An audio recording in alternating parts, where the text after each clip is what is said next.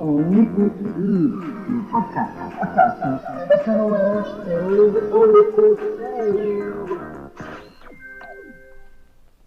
Bonjour, bonsoir à tous et bienvenue dans cette émission, on écoute libre. Et oui, pour ce 27e numéro, en ce vendredi 16 juillet 2021.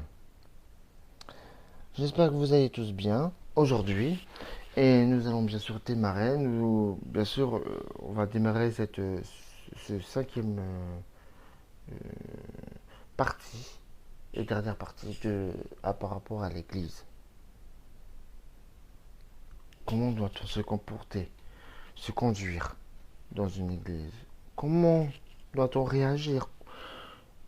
Peut-on tout accepter dans l'Église? Eh bien, nous allons vous répondre à la fin de cette émission, puisque c'est la dernière partie de cette série.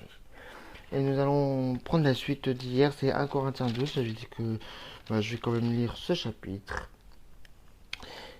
C'est les dons spirituels et leur diversité. En ce qui concerne les réalités spirituelles, je ne veux pas, frères et sœurs, que vous soyez dans l'ignorance. Vous savez comment, lorsque vous étiez étrangers au peuple de Dieu, vous vous laissiez irrésistiblement entraîner vers les idoles muettes. C'est pourquoi je vous le déclare, personne, s'il parle par l'Esprit de Dieu, ne dit « Jésus est maudit » et personne ne peut dire « Jésus est le Seigneur » si ce n'est par le Saint-Esprit. Il y a diversité de dons, mais le même esprit, diversité de services, mais le même Seigneur, diversité d'actes, mais le même Dieu qui accomplit tout en tous. Or, à chacun la manifestation de l'esprit est donnée pour le bien de tous. En effet, à l'un est donné par l'esprit une parole de sagesse, à un autre une parole de connaissance, selon le même esprit, à un autre la foi par le même esprit, à un autre de dons de guérison par le même esprit, à un autre la possibilité de faire des miracles, à un autre la prophétie, à un autre le discernement des esprits, à un autre diverses langues, à un autre l'interprétation des langues. Mais toutes ces choses, c'est un seul et même esprit qui les accomplit, en les distribuant à chacun en particulier comme il le veut. Le corps forme un tout, mais a pourtant plusieurs organes. Et tous les organes du corps, malgré leur grand nombre, ne forment qu'un seul corps. Il en va de même pour Christ. En effet, que nous soyons juifs ou grecs, esclaves ou libres, nous avons tous été baptisés dans un seul esprit pour former un seul corps, et nous avons tous bu un seul esprit. Ainsi, le corps n'est pas formé d'un seul organe, mais de plusieurs. Si le pied disait puisque je ne suis pas une main, je n'appartiens pas au corps. Ne ferait-il pas partie du corps pour autant? Et si l'oreille disait, puisque je ne suis pas un œil, je n'appartiens pas au corps, ne ferait-elle pas partie du corps pour autant? Si tout le corps était un œil, où serait l'ouïe? S'il était tout entier, l'ouïe, où serait l'odorat? En fait, Dieu a placé chacun des organes dans le corps, comme il a voulu. S'ils étaient tous un seul organe, où serait le corps? Il y a donc plusieurs organes, mais un seul corps. L'œil ne peut pas dire à la main « Je n'ai pas besoin de toi », ni la tête dire aux pieds « Je n'ai pas besoin de vous ». Bien plus, les parties du corps, qui paraissent être les plus faibles, sont nécessaires, et celles que nous estimons être les moins honorables du corps, nous les entourons d'un plus grand honneur. Ainsi, nos organes les moins décents sont traités avec plus d'égard, tandis que ceux qui sont décents n'en ont pas besoin. Dieu a disposé le corps de manière à donner plus d'honneur à ceux qui ont manqué, afin qu'il n'y ait pas de division dans le corps, mais que tous les membres prennent également soin les uns des autres. Si un membre souffre, tous les membres souffrent avec lui. Si un membre est honoré, tous les membres se réjouissent avec lui. Vous êtes le corps de Christ et vous êtes ses membres, chacun pour sa part. Dieu a établi dans l'Église, premièrement des apôtres, deuxièmement des prophètes, troisièmement des enseignants, ensuite viennent les miracles, puis les dons de guérison, les aptitudes à secourir, à diriger, à parler diverses langues. Tous sont-ils apôtres? Tous sont-ils prophètes? Tous sont-ils enseignants? Tous font-ils des miracles? Tous ont-ils des dons de guérison? Tous parlent-ils en langue? Tous interprètent-ils? Aspirez aux dons les meilleurs. Je vais encore vous montrer la voie par excellence. Amen. Oui, donc voilà. Donc pourquoi je parle aussi de ce chapitre, qui est la suite, bien sûr, d'hier. Eh bien, tout simplement parce que pour dire que nous sommes tous un seul corps dans cette église. C'est ce qui veut dire, c'est que nous sommes tous membres du corps de Christ et qu'on doit prendre soin les uns des autres. Parce que si quelqu'un souffre, c'est tout le corps qui souffre. C'est comme s'il y avait une contamination. C'est spirituel aussi. Et si et en fait, c'est cette petite chose-là, s'il y a un truc qui ne va pas, qui n'est pas de Dieu, va se propager au fur et à mesure, et c'est tout le corps qui souffre, c'est-à-dire c'est toute l'Église qui souffre avec. Donc, ce que je veux dire, c'est que si il y a des choses qui ne sont pas de Dieu, qui se font dans l'Église, eh bien, ça va se propager, et c'est toute l'Église qui va tomber avec. C'est ça. Parce que nous sommes tous ensemble. Voilà. Voilà. Même s'il y a des divisions, c'est tout le monde qui est dans le même bateau. C'est ce que je veux dire. Donc, tout simplement, c'est que Dieu ne veut pas que tout le monde souffre. C'est pour ça qu'il faut prendre soin les uns des autres afin qu'on puisse se réjouir. Parce que s'il y en a une personne qui se réjouit, c'est tout le corps qui se réjouit, puisque ça se contamine. Mais au lieu que ce soit vers le bas, il faut que ce soit vers le bien, vers la volonté de Dieu. Alléluia. Alors oui. Et bien sûr, et ce que Dieu veut pour l'Église, je vais vous le dire dans Ephésiens 5, versets 25 à 27.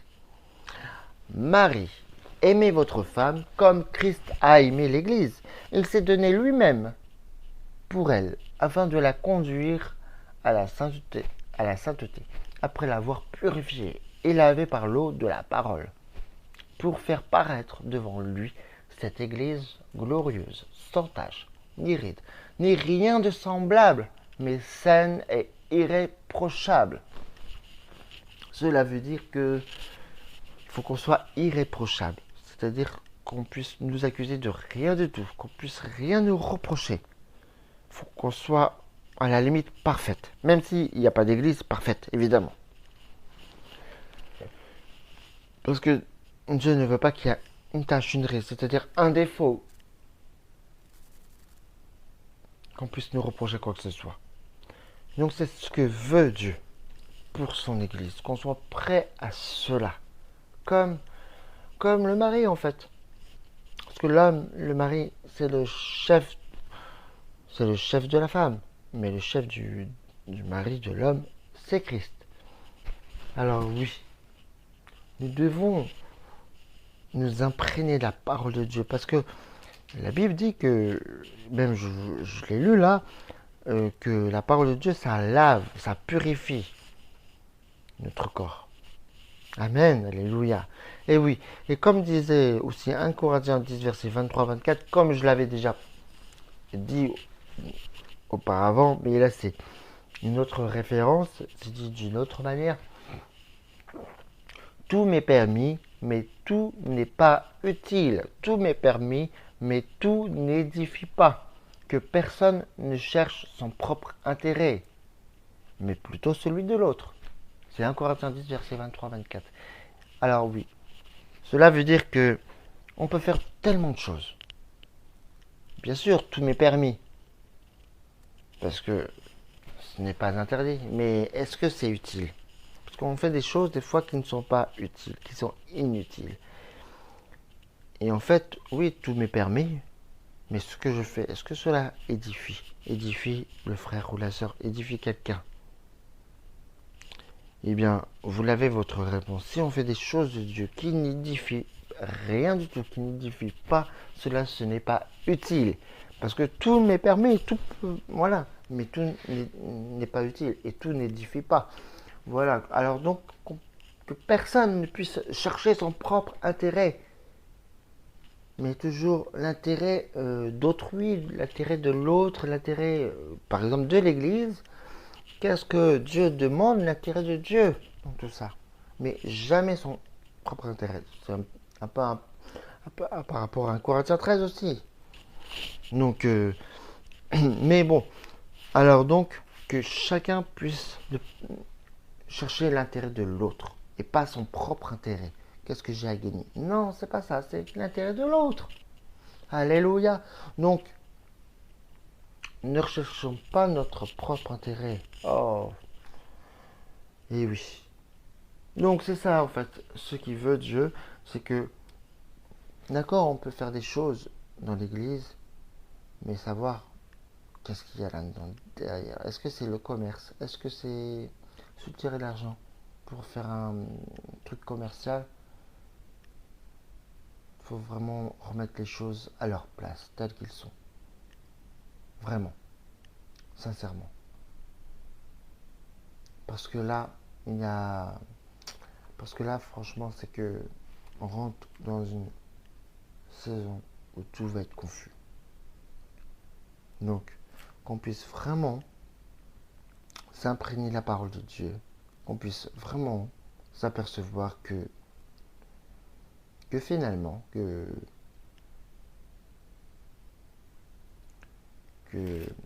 tout simplement que il y a des choses qu'on fait qui ne sont pas forcément utiles. Alors arrêtons de faire des choses inutiles. Chassons ce qui n'est pas de Dieu. Oui, je dis ça, sincèrement. Et faisons ce que Dieu nous demande de faire. Et non nous. Parce qu'on a besoin d'argent. Parce que... Non. Dieu pourvoira. Ça va, c'est facile à dire qu'à faire. Mais c'est Dieu. C'est sa volonté. Il va pouvoir. T'inquiète pas. Ça, faut pas s'inquiéter du lendemain. Parce que c'est le lendemain qui prendra soin de lui-même. Alléluia. Pourquoi tu t'inquiètes des affaires de Dieu? Pourquoi tu t'inquiètes de tes propres affaires? Dieu s'occupe de toi. Sinon, tu n'as pas la foi. Ah oui. Il faut bien réfléchir. Il faut bien réfléchir à toutes ces choses. On va prendre un temps de prière. Parce que Dieu veut que pour son Église, qu'on soit prêt à le recevoir. Pour être prêt à le recevoir, il faut qu'il n'y ait aucun défaut dans l'Église. Aucun défaut. Qu'on soit à la limite sur l'excellence parfait. Qu'on soit parfait. Quand il va venir nous chercher vraiment. Et oui. Qu'on soit irréprochable. Alléluia, qu'on soit saint. Saint, c'est être séparé. Être séparé du monde. Être mis à part pour Dieu. Alors soyons saints et irréprochables. C'est ce que Dieu nous demande. Alléluia, on va prier. On va remettre toutes ces choses-là auprès de la croix, auprès de Dieu. Ô Seigneur Tout-Puissant, ô Seigneur, viens éclairer nos yeux, nos pensées, nos têtes. Ô Seigneur, oui Seigneur, nous sommes tous les membres. Nous formons un seul corps. Seigneur Jésus, nous formons tous un seul corps. Si quelqu'un souffre, tout le monde souffre avec. Oh Seigneur, si quelqu'un ne fait pas la volonté de Dieu, tout le monde va suivre. Oh Seigneur, parce que c'est contagieux. Oh Seigneur Jésus, merci Seigneur mon Dieu de dire j'ai toutes ces choses Seigneur. Oui Seigneur, aujourd'hui j'ai décidé de te faire confiance, de suivre le chemin que tu m'auras donné Seigneur Jésus. Alors oui Seigneur, éclaire-moi de jour en jour Seigneur Jésus. Oh dirige-moi de jour en jour Seigneur. Oh Seigneur, que je ne fasse pas ma volonté, mais ta volonté, Seigneur Jésus. Oh Seigneur Tout-Puissant, merci Seigneur mon Dieu de diriger toutes ces choses. Merci Seigneur Jésus. Oh Seigneur, viens éclairer. Viens éclairer. Viens éclairer tout ce qui n'est pas de toi, Seigneur. Oh Seigneur, merci Seigneur Jésus de diriger toutes ces choses. Oh Seigneur Tout-Puissant. Oh Seigneur Jésus. Alléluia, alléluia, alléluia. Merci Seigneur mon Dieu de diriger toutes ces choses. Oh Seigneur, fais éclater ta gloire dans ce pays. Oh Seigneur, dans toutes les églises, Seigneur, afin que toutes les églises puissent être saintes. Une église glorieuse, sans tache, ni rien de semblable, mais saint et irréprochable. Mais sainte et irréprochable. Oh, qu'on soit tous cette église-là que tu attends pour ton retour, Seigneur Jésus. Alléluia. Eh oui, parce que tout nous est permis, mais tout n'est pas utile. Tout nous est permis, mais tout n'édifie pas. Tout ne nous édifie pas. Qu'on ne cherche pas notre propre intérêt, mais celui, le tien, Seigneur Jésus. Qu'on cherche toujours à te plaire. Qu'on cherche toujours à te plaire, Seigneur Jésus. Oh Seigneur Jésus. Merci Seigneur. Pardonne nos fautes, nos erreurs, nos manquements. Si on n'a pas été à la hauteur, pardonne-nous, Seigneur Jésus. Je vais faire ta volonté. Nous voulons faire ta volonté et pas la nôtre. Merci Seigneur mon Dieu de nous diriger pleinement, Seigneur. Alléluia. Alléluia. Alléluia. Alléluia. Merci Seigneur Jésus.